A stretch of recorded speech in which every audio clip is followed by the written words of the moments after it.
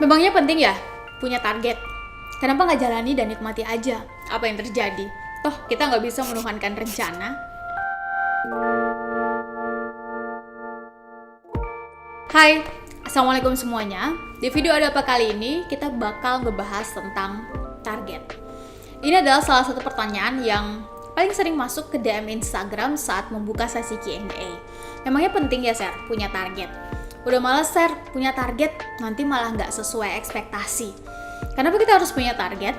Well, kalau ada teman-teman yang ngerasa bertanya begitu lewat DM Instagram Sherly, selamat.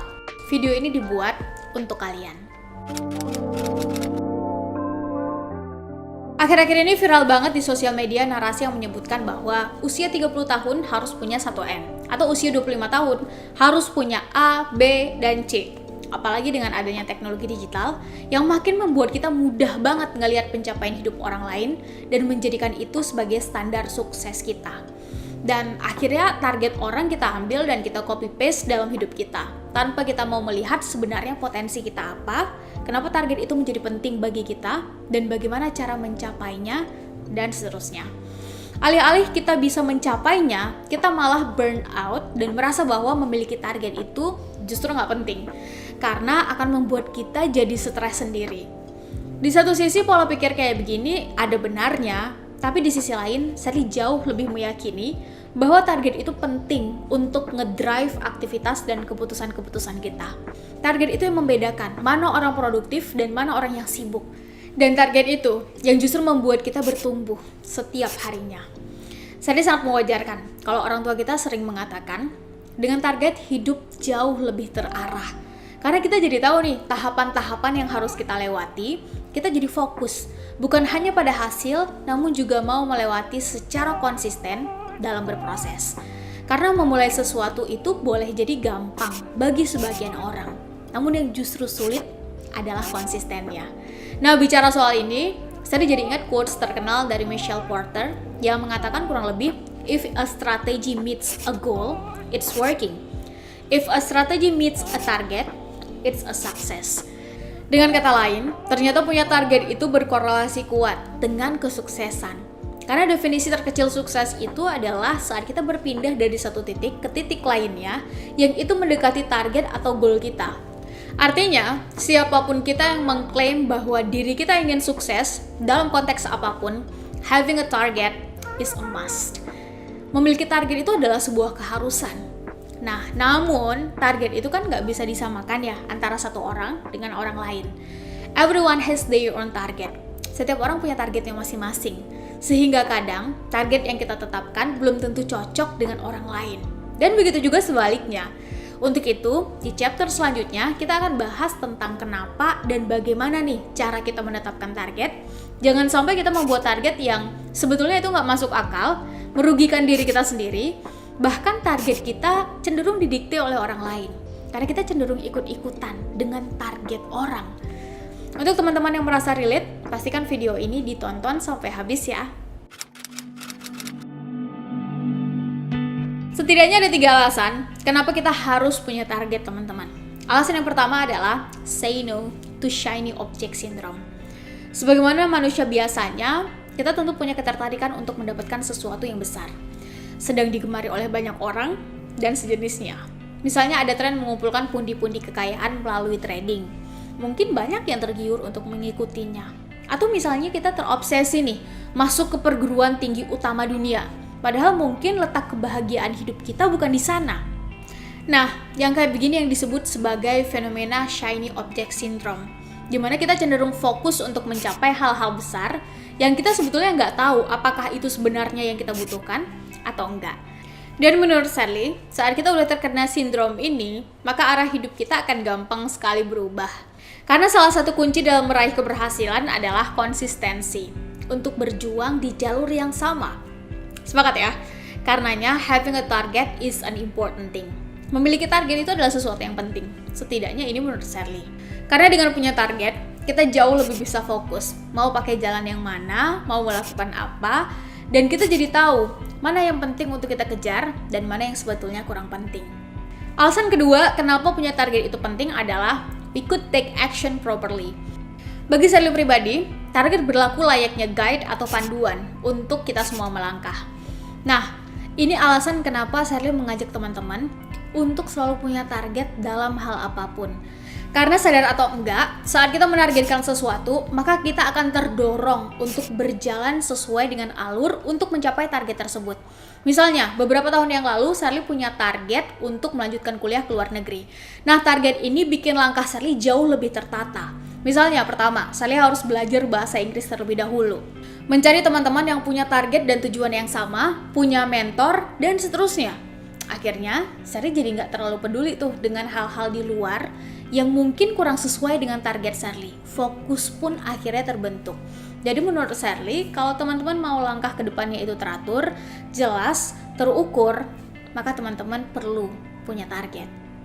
Alasan yang ketiga adalah, untuk beberapa orang, target makes us feel good.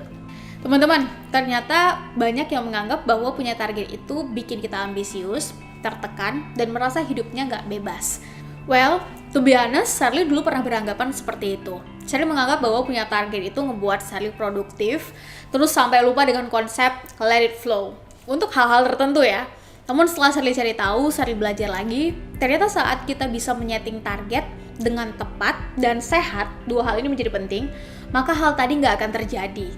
Karena dengan kita punya target, kita terdorong dan didorong untuk berproses dan berprogres setiap harinya.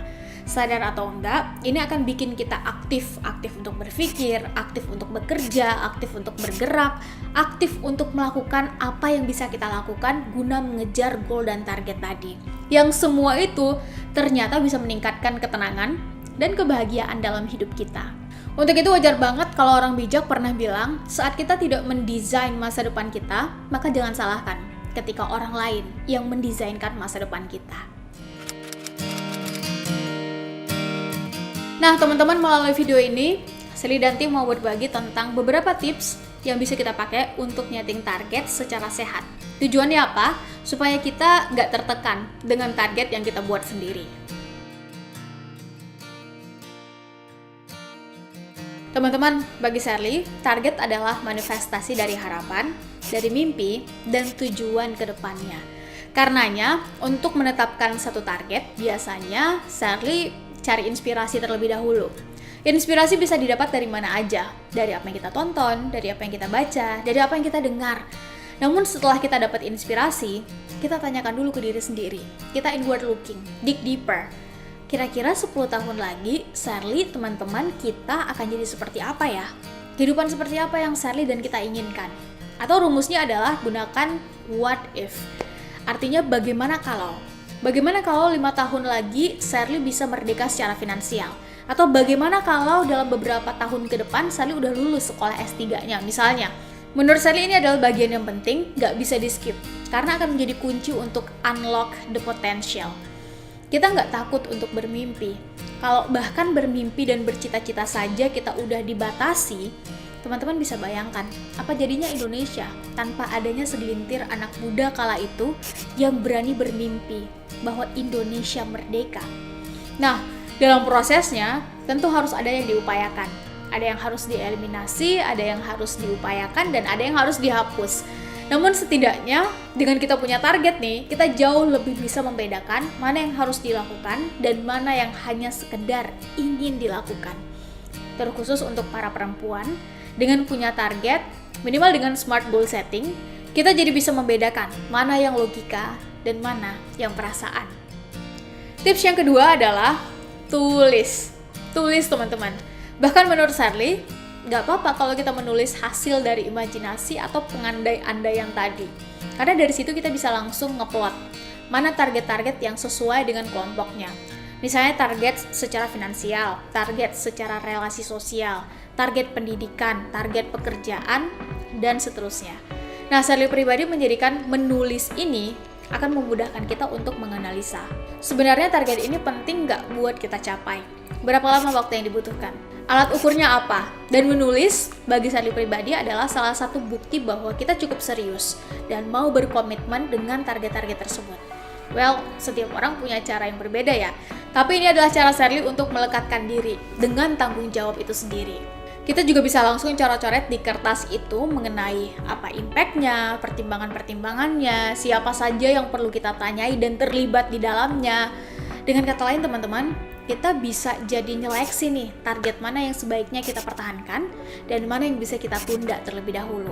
Karena meskipun memiliki target adalah keharusan, kita juga harus menentukan target prioritas mana yang mau kita capai terlebih dahulu. Tips yang ketiga adalah smart goal setting. Saya yakin teman-teman udah sangat familiar dengan istilah smart goal setting. Di beberapa video Ada Apa sebelumnya, saya juga sudah membahas tentang smart goal setting ini.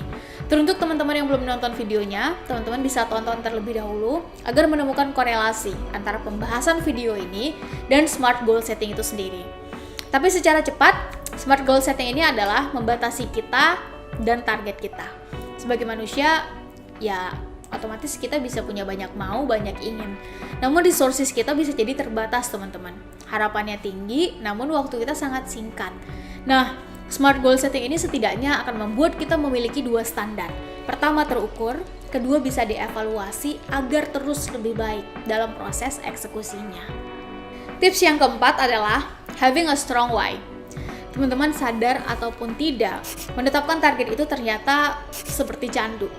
Saat kita berhasil menyeting target dalam satu hal misalnya, kadang kita kalap dan berlomba-lomba nih, pasang target berikutnya dalam bidang lain lagi. Well, mungkin ini nggak masalah sih untuk sebagian orang, namun untuk sebagian lainnya, bisa jadi memiliki terlalu banyak target, malah jadi bikin kita stres, bikin kita jenuh, alhasil kita burn out dengan semuanya.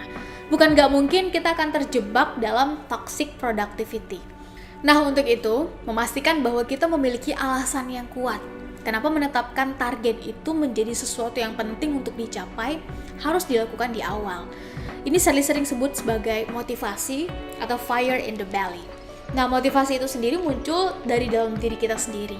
Karena if we gather all the best mentors, even all over the world, all the best motivators, all the best self-improvement books di seluruh dunia, nih kita kumpulin mentor-mentor, motivator, buku-buku self-improvement terbaik, terus kita baca, kita tonton, kita dengar, namun motivasi itu nggak muncul dari diri kita, maka ini masuk kuping kanan, keluar kuping kiri. Dan ada beberapa cara memunculkan motivasi atau mengetahui alasan kuat kenapa kita mau melakukan sesuatu. Salah satunya adalah tanyakan 5 kali kenapa, maka biasanya alasan sebenarnya akan ada di jawaban dari pertanyaan why yang kelima. Contoh, teman-teman mau lanjut kuliah ke jenjang yang lebih tinggi. Tanyakan, kenapa mau lanjut kuliah? Agar bertambah jejaring, agar bertambah ilmu, agar bertambah pengalaman. Terus kenapa butuh jejaring dan pengalaman lebih? Jika sudah mendapatkan titik itu, terus teman-teman mau ngapain? So what's next? Kenapa penting melakukan itu? Nah, biasanya jawaban dari pertanyaan yang kelima adalah motif yang sebenarnya. Itu strong why kita. Bisa jadi alasannya karena rasa takut, bisa jadi karena harapan, atau bisa juga karena keyakinan. Tips yang kelima adalah temukan value atau nilai di balik target kita. Teman-teman, saat kita bicara tentang target, maka biasanya pikiran kita tertuju pada outcome atau hasil yang kita harapkan. Nah, saat hasil atau outcome yang kita harapkan itu bukan hanya fokus pada diri kita, melainkan juga orang-orang sekitar kita dan perubahan yang terjadi pada orang-orang sekitar kita, maka otomatis akan banyak yang mau menjadi bagian dari prosesnya. Karena besar kemungkinan akan memperjuangkan nilai dan dampak. Karena setiap orang itu ada masanya dan setiap masa itu ada orangnya, maka memastikan bahwa nilai atau value yang kita perjuangkan akan tetap berlanjut, ada atau tidak adanya kita, itu menurut saya jadi penting dalam konteks sustainable impact.